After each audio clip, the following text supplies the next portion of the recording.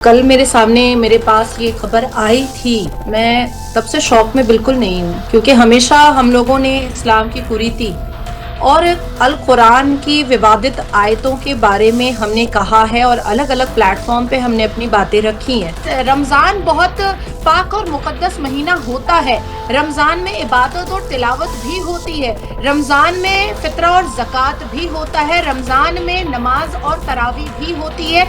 लेकिन रमज़ान के महीने में काफिर और मुर्तद का सर तन से जुदा भी किया जाता है, क्योंकि इस्लाम इस बात की इजाजत देता है मुसलमानों को कि जो कोई भी इस्लाम और कुरान को क्रिटिसाइज करेगा, जो कोई भी इस्लाम को रिफॉर्म करने की कोशिश करेगा, जो कोई भी इस्लाम से कट्टरवाद हटाने की कोशिश करेगा, जो कोई भी इस्लाम की अश्लीलताओं को शब्दों के द्वारा सामने में रखेगा, उसको मुर्तद कह दिया जाएगा। रोजा रखने वाले के ऊपर ये जिम्मेदारी होती है कि वो रसूल पाक की सुन्नत पर चले और ऐसे लोगों को मौत की नींद सुलाए, काट कूट करके खत्म करे जो लोग इस्लाम को क्रिटिसाइज करते हैं, जो लोग इस्लाम की कुरीतियों को बताते हैं। ऐसे लोगों को मौत की नींद सुलाना ये इस्लाम के जस्टिफिकेशन पर है। मतलब आप रमजान में बकरीद मना रहे हो, आप जानवरों से बत्तर काट रहे हो, ये अगर इस्लाम है तो मुझे लगता है कि भारत में ऐसे इस्लाम को बैन करना चाहिए। नमस्कार, मैं हूं आपके साथ विशाल कालरा।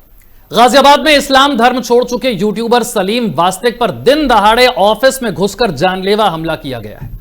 पुलिस के मुताबिक कल बिना नंबर प्लेट वाली बाइक से आए नकाबपोश हमलावरों ने सलीम पर चाकू से ताबड़तोड़ वार कर दिए। गला रेतने की कोशिश की गई। चीखने पर हमलावर उन्हें अधमरा छोड़कर फरार हो गए। शोर सुनकर पड़ोसी पहुंच गए। परिवार को सूचना दी गई।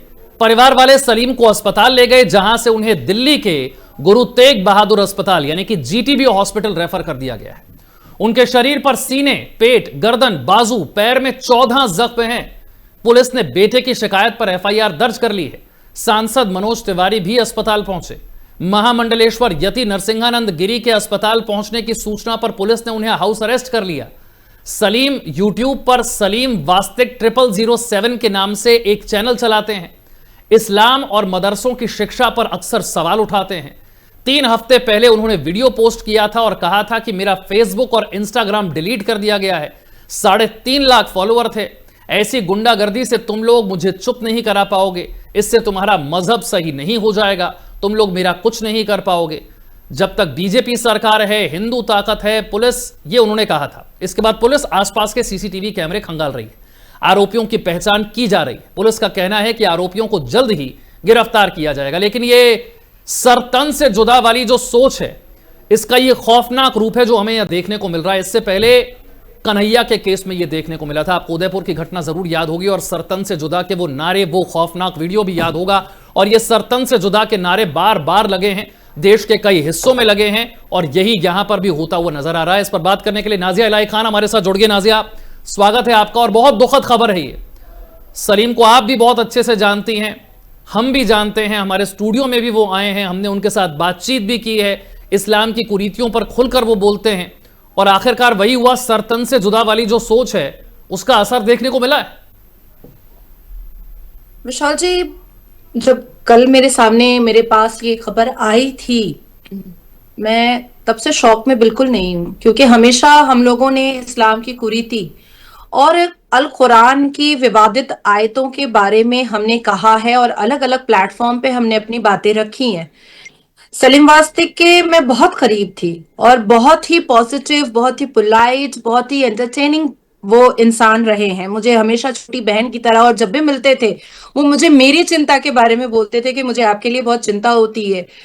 और जिस हिसाब से लोनी में जिस किसी ने भी उनको हेल्प करके लोनी में घर दिया था, मैंने उस पर भी हमेशा आवाज उठाई थी कि जहां पर आप रह रहे हैं या जहां पर आपने अपना स्टूडियो बनाया है, वो जगह आपके लिए ठीक नहीं है।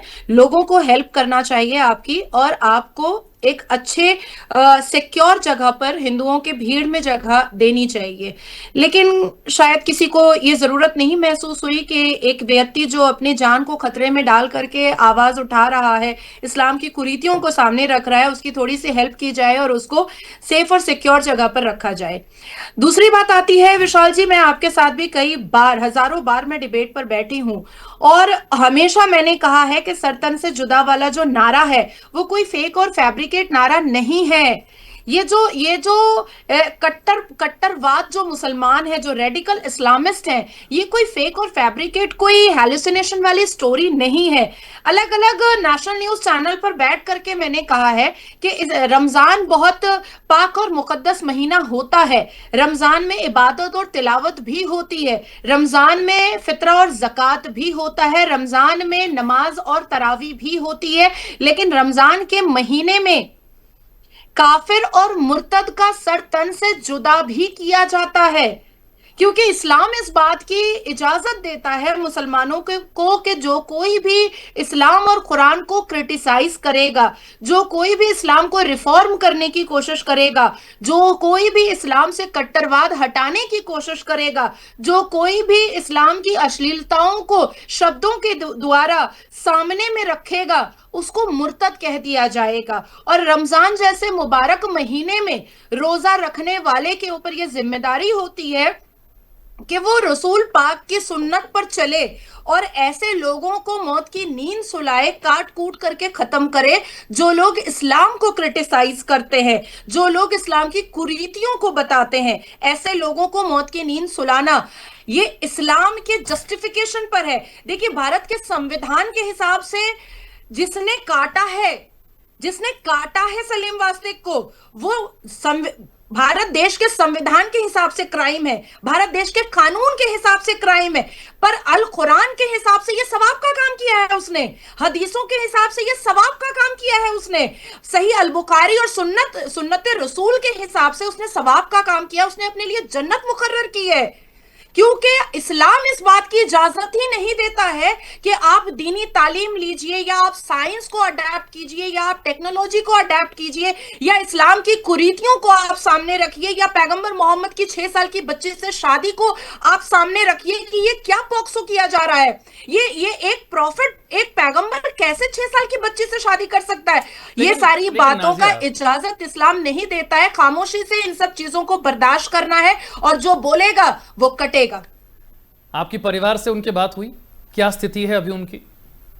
कंटिन्यूअसली मैं फोन पर, क्योंकि मैं मध्य प्रदेश आई हुई हूँ, अदरवाइज मैं वहां पर होती, कंटिन्यूअसली मैं टच में हूँ। और जो सिचुएशन, जो चीजें मेरे सामने आई हैं, जो फोटोग्राफ्स मेरे पास आए हैं, उनके परिवार वाले, जो उनके बच्चे जिस हिसाब से रो रहे हैं, उनके घर की बहू बेटियां जिस हिसाब से रो रही हैं, मुझे ऐसा लगता है कि किसी के साथ भी ऐसा नहीं करना चाहिए।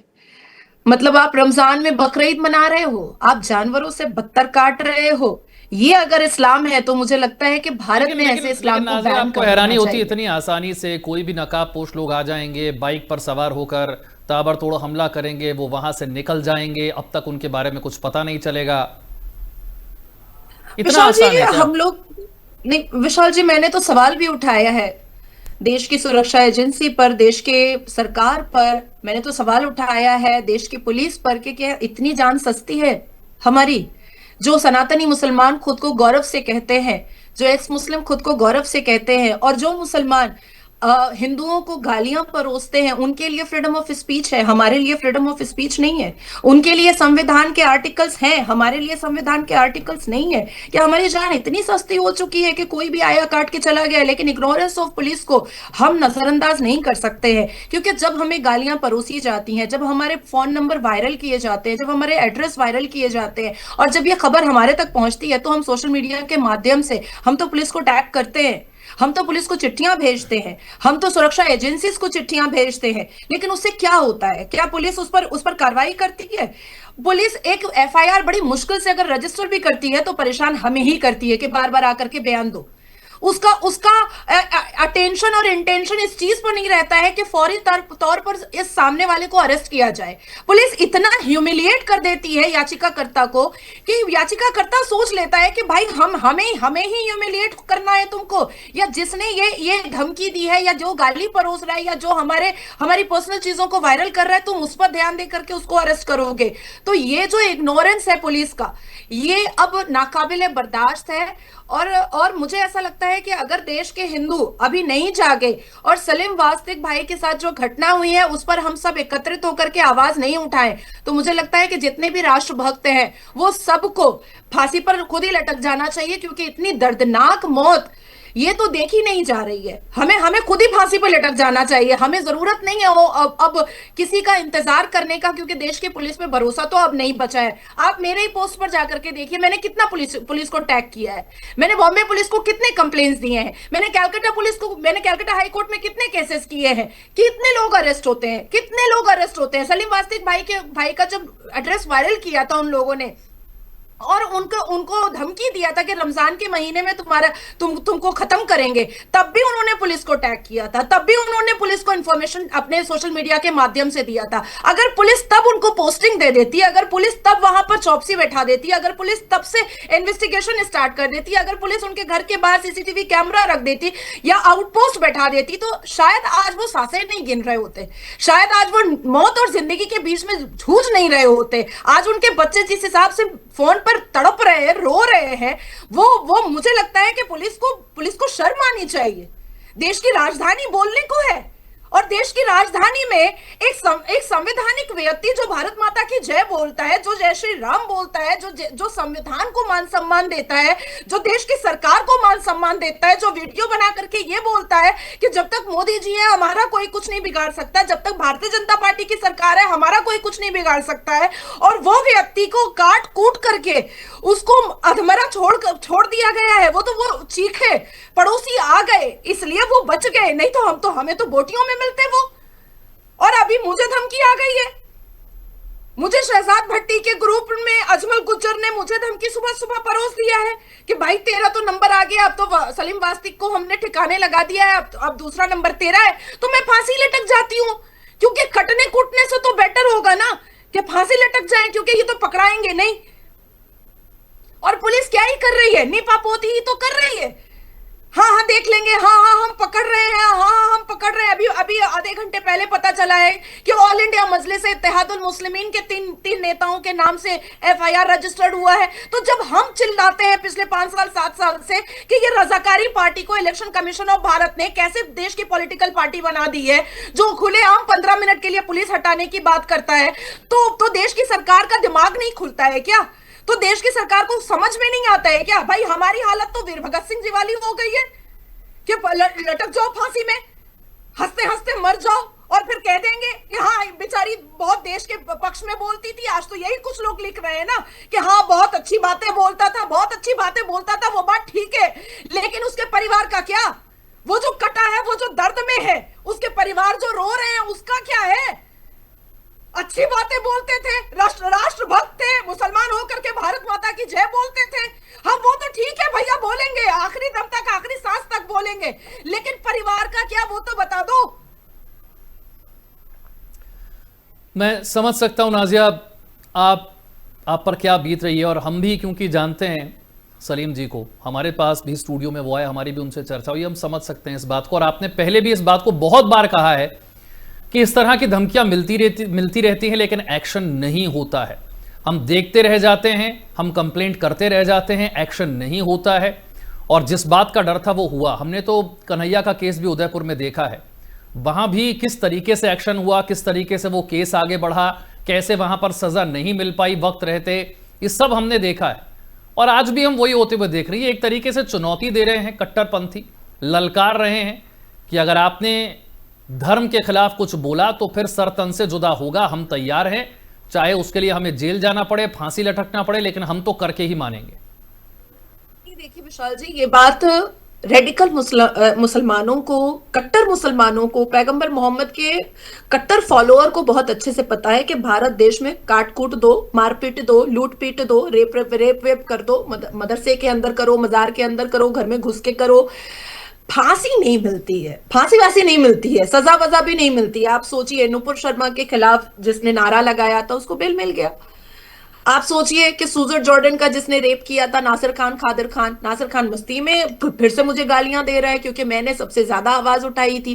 तो ये बात यहाँ के मुसलमानों को भी बहुत अच्छे से पता है कि हमारे देश की सरकार भारतीय जनता पार्टी हो या कांग्रेस हो, इनको इनका बाल कोई बांका नहीं कर सकता है। इनको कोई ऐसी ऐतिहासिक जजमेंट दे करके इनको इनको मतलब कानून के हिसाब से चलने पर कोई मजबूर नहीं कर सकता है। और इनको ये भी पता है कि पुलिस बेचारी बहुत मस्ती में है। अब देखिए, ख्वाजा गरीब नवाज में जो लव जिहाद का जो पूरा सब कुछ चल रहा था, उसमें तो पुलिस ही झुक पाई गई थी, उसमें तो पुलिस इन्वॉल्व थी। तो ये चीजें इनको बहुत अच्छे से पता है। ये कोई चुनौती मुनौती नहीं दे रहे हैं, ये बड़ी हटगर्मी के साथ, बड़ी दबंगई के साथ शरिया और इस्लाम को चला रहे हैं।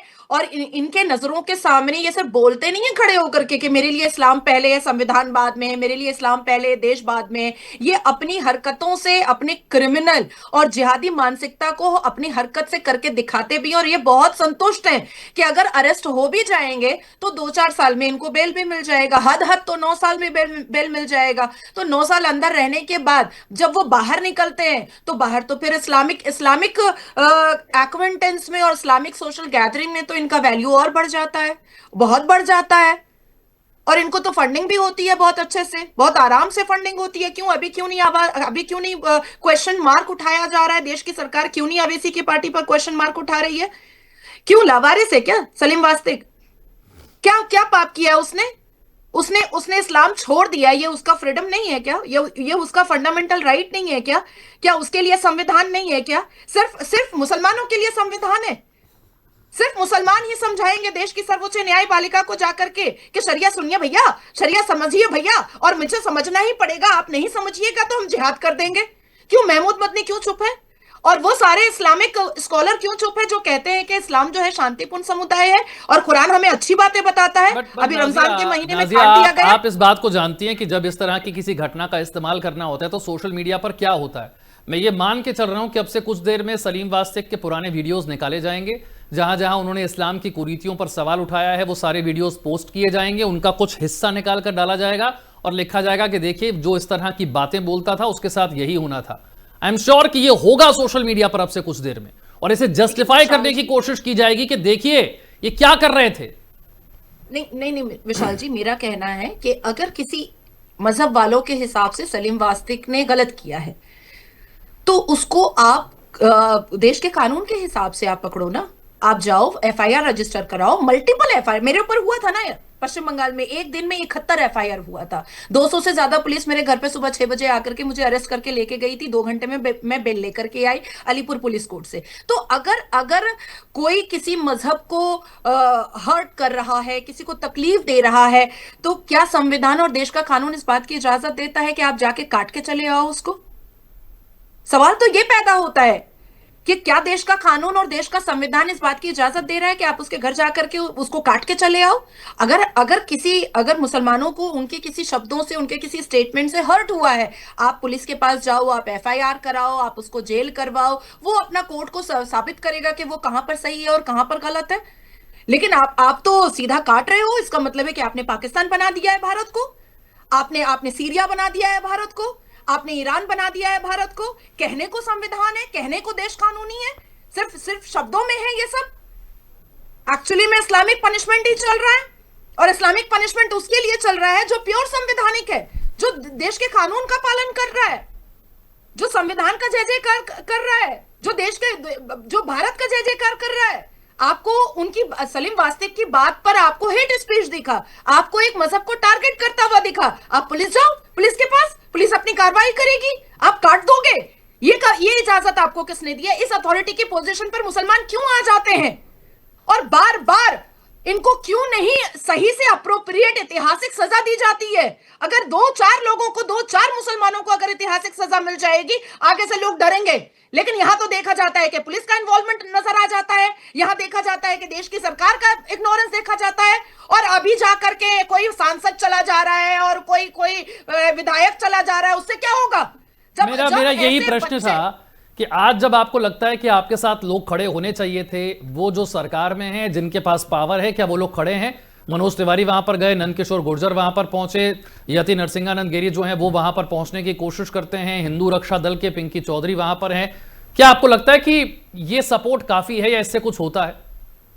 देखिए, नंदकिशोर गुर्जर भैया जो हैं वो हमेशा जितने भी संवैधानिक लोग हैं और जितने भी एक्स मुस्लिम हैं और जितने भी राष्ट्रवाद लोग हैं, उनके लिए वो हमेशा दिन रात खड़े रहते हैं। मुझे भी रात में 2 बजे धमकी आई थी तो मैंने नंदकिशोर गुर्जर भैया को ही कॉल किया था, और उन्होंने रात में 2 बजे कॉल करके उन्होंने कहा था नाजिया एफआईआर करा लेना सुबह जाकर के। एक नंदकिशोर गुर्जर भैया है और एक पूर्व डीजीपी विक्रम अंकल है जो रात में 2 बजे भी फोन उठा लेते हैं अगर हमारे ऊपर कोई प्रॉब्लम होता है तो।